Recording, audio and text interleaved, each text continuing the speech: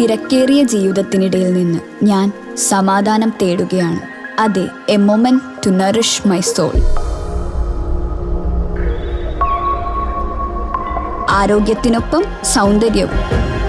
സമഗ്രമായ ആരോഗ്യത്തിൻ്റെയും സൗന്ദര്യത്തിൻ്റെയും പുതിയ തുടക്കത്തിനായി മട്ടാഞ്ചേരിയിൽ സ്ഥിതി ചെയ്യുന്ന ആയുർസ്പർശ് ആയുർവേദ ഹോസ്പിറ്റൽ നിങ്ങളേവരെയും സ്വാഗതം ചെയ്യുന്നു.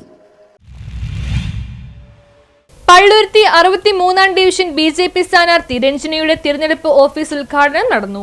പള്ളുരുത്തി നമ്പ്യാർപുരം ഡിവിഷൻ 63-ലെ BJP സ്ഥാനാർത്ഥി രഞ്ജിനിയുടെ തിരഞ്ഞെടുപ്പ് കമ്മിറ്റി ഓഫീസിന്റെ ഉദ്ഘാടനവും തിരഞ്ഞെടുപ്പ് കൺവെൻഷന്റെ ഉദ്ഘാടനവും BJP സംസ്ഥാന വക്താവ് KVS ഹരിദാസ് നിർവഹിച്ചു. ഈ സ്കൂളിന്റെ വിഷയത്തിലെ ഇതെല്ലാം കഴിഞ്ഞതിന് ശേഷം ഇപ്പോൾ അടുത്ത ഒരു പരിപാടി ഇട്ടിരിക്കുന്നത് അവിടെ ഫയർ പ്രൊട്ടക്ഷൻ സംവിധാനത്തിന് സാങ്കേതികമായിട്ട് എന്തോ കുറവുണ്ടെന്ന് പറഞ്ഞുകൊണ്ടാണ്. ആ നോട്ടീസ് ഇഷ്യൂ ചെയ്ത ഓഫീസർ ആ മാസം അവസാനം വിരമിച്ചു. ഏതോ സമ്മർദ്ദത്തിന് വിധേയമായിട്ട് അദ്ദേഹത്തിനൊരു നോട്ടീസ് ഇഷ്യൂ ചെയ്യേണ്ടതെന്ന് സ്കൂളിൽ വന്ന് മാപ്പം പറഞ്ഞു പോയി. അതാണ് മനസ്സിലാക്കിയത്. അതിനുള്ള മറുപടികളും നമ്മൾ തയ്യാറാക്കിയിട്ടുണ്ട്. 2026 ഫെബ്രുവരി വരെ ആ സംവിധാനങ്ങളെല്ലാം പക്ക നിലവാരത്തിൽ സർക്കാർ അനുശാസിക്കുന്ന നിയമപരമായ കാര്യങ്ങളൊക്കെ അനുശാസിച്ച് തന്നെയാണ് അവർ ചെയ്തുകൊണ്ടിരിക്കുന്നത്. നിങ്ങൾ മനസ്സിലാക്കേണ്ട ഒരു കാര്യമുണ്ട്. ഇവിടെ താമസിക്കുന്ന ക്രൈസ്തവരാണെങ്കിലും ഹൈന്ദവരാണെങ്കിലും സ്ഥിര താമസക്കാരാണ്. നമുക്ക് നമ്മളെല്ലാവരും അറിയാം. ഇവിടെ ഷാജി എവിടെ താമസിക്കുന്നു എന്നുള്ള കാര്യങ്ങൾ ആർക്കും വേണ്ട അറിയാൻ സാധിക്കും. കേരളത്തിൽ ഉമ്മൻചാണ്ടി ഭരിക്കുന്ന സമയത്ത് 2011-16 കാലഘട്ടത്തില്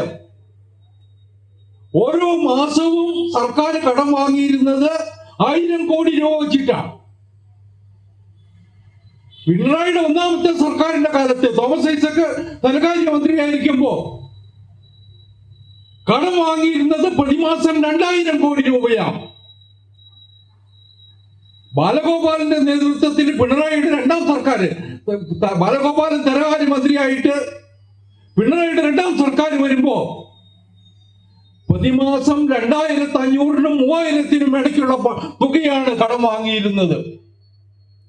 കടം വാങ്ങി കേരളത്തെ കടക്കെണിയിലാക്കിയ കൂട്ടരാണ് ഇവര്.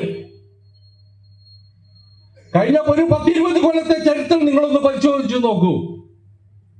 ഇവിടെ എന്ത് വികസന പ്രവർത്തനമാണ് നടന്നിട്ടുള്ളത്? ഇന്നും കൊച്ചിയിലെ വികസന പ്രവർത്തനങ്ങളുടെ ചിത്രത്തിലേക്ക് കണ്ണോടിച്ചാൽ അവയ്ക്കെല്ലാം പിന്നിൽ നരേന്ദ്രമോദിയുടെ കൈകളുണ്ട്. ഏരിയ പ്രസിഡന്റ് NS ജയൻ അധ്യക്ഷനായി. BDJS ജില്ലാ പ്രസിഡന്റ് PB സുജിത് മുഖ്യപ്രഭാഷണം നടത്തി. NPP സംസ്ഥാന കമ്മിറ്റി അംഗം മാർട്ടിൻ മേലാച്ചേരി, സാമൂഹ്യ പ്രവർത്തകൻ ജോസ് ക്രിസ്റ്റഫർ, സ്ഥാനാർത്ഥി രഞ്ജിനി, 62-ാം ഡിവിഷൻ NDA സ്ഥാനാർത്ഥി ജോഷി കൈതവളപ്പിൽ, CR സോമൻ, PN ഷാജി എന്നിവർ സംസാരിച്ചു.